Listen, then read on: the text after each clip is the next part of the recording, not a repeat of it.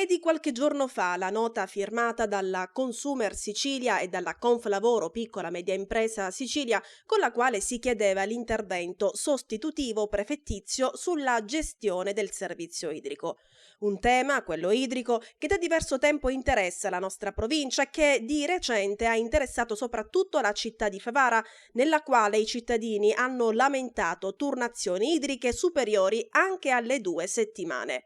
Proprio alla luce di questi e di altri problemi, facendo riferimento ai comuni di Agrigento, Aragona, Comitini, Favara e Porto Empedocle, la Consumer e la Conflavoro si erano rivolte al prefetto. Ma la risposta della società Girgenti Acque non tarda ad arrivare con una comunicazione indirizzata al prefetto Nicola Diomede, all'ATI e alle 2 associazioni che hanno lamentato i disservizi.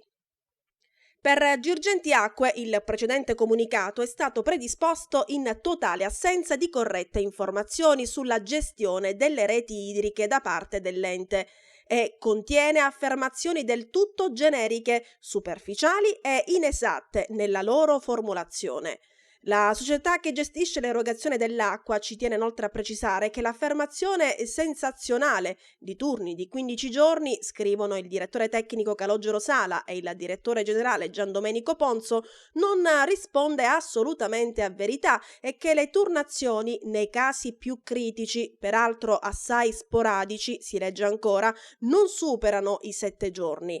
Girgenti Acque ribadisce quanto comunicato lo scorso 5 giugno all'autorità d'ambito idrico, e cioè che la distribuzione idrica risulta essere sostanzialmente regolare nella maggior parte del territorio di sua competenza in relazione alle carenze delle infrastrutture, ma che la società ha tempestivamente risolto le specifiche segnalazioni pervenute all'azienda.